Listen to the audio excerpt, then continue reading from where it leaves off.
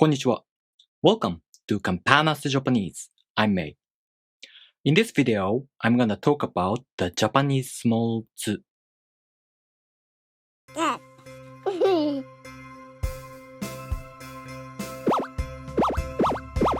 Campanas Japanese.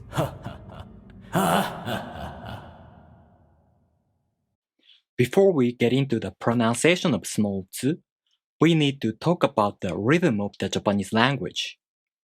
In Japanese, each kana takes the same amount of time to pronounce. For example, the word Nihongo. Let's say each kana takes one beat to pronounce. Then the word Nihongo takes 4 beats to pronounce. Ni, ho, go.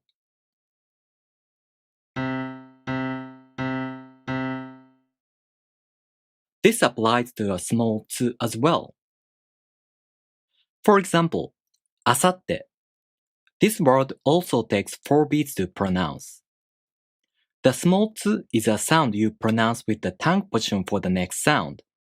In this case, the next sound is the T consonant. So you hold the tongue position for the T consonant without releasing it and make a pause for one beat. Asatte.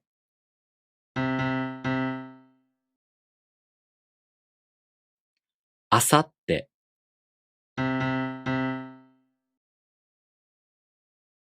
But when the following sound is a fricative consonant, that's a different story. So let's talk about the pronunciation of a small tsu in detail. There are only few sounds coming after small tsu. These are the following sounds. All of them are voiceless consonants. There are the H sound and the H sound and the H sound. These are voiceless consonants too. But I would say these are exceptions. Actually, as exceptions, there are voiced consonants that follow a small tsu as well. I'm gonna talk about these exceptions later in this video. First, let's talk about how to pronounce a small tsu when non-fricatives are the following sounds. As I said, a small tsu is a sound you make by holding the tongue position for the next sound and making a pause for one beat. For example, 出血. The sound after a small tsu is the K consonant. You hold the tongue position for the K sound without releasing it and make a pause for one beat. 出血. 出血. Let's try some words with a small tsu followed by non-fricative sounds. Repeat with me. 学校学校学校学校物体物体物体物体こっちこっちこっちこっちくっつくくっつくくっつくくっつく葉っぱ葉っぱ葉っぱ葉っぱ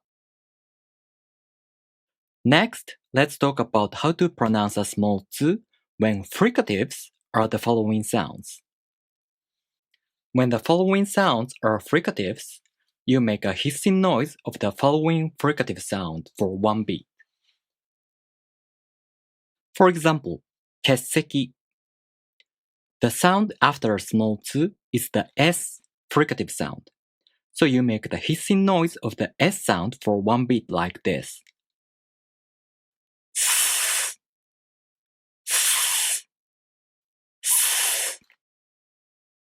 欠席欠席欠席 You hear that?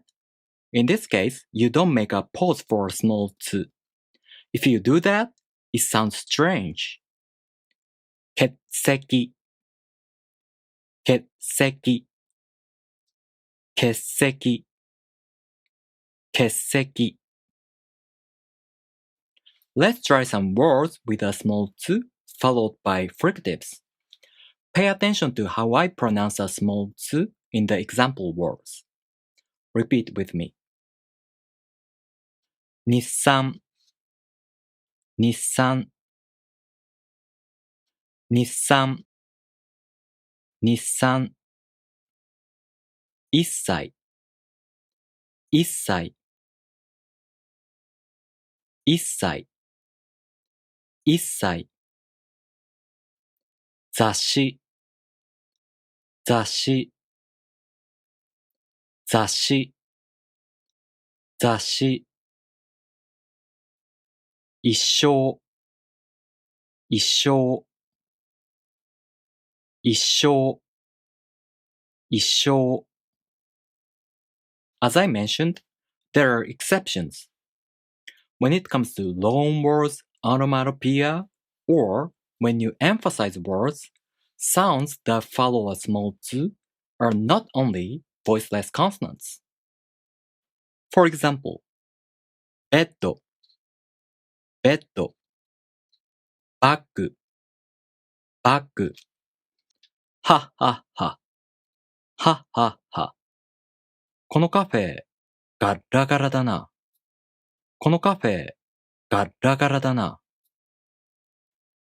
When you say ベッド、バッグ or ガッラガラ, you make a pause for a small t, because these are not fricatives. Makes sense? But when you say ははは, there's also a pause even though the H sound is a fricative. Another example is スタッフ. You also say the word making a pause even though the h sound is a fricative. So as I said, these are the exceptions. Alright, in summary, a small t is a sound you make by holding the tongue position for the next sound and making a pause for one beat. But when it comes to fricative consonants following a small t, you don't make a pause. Instead, you make a hissing noise of the following fricative sound for a small t. Alright, thank you for watching. If you have any questions, leave me a comment. And if you like this video, please make sure to subscribe. I'll see you in the next video. じゃあねー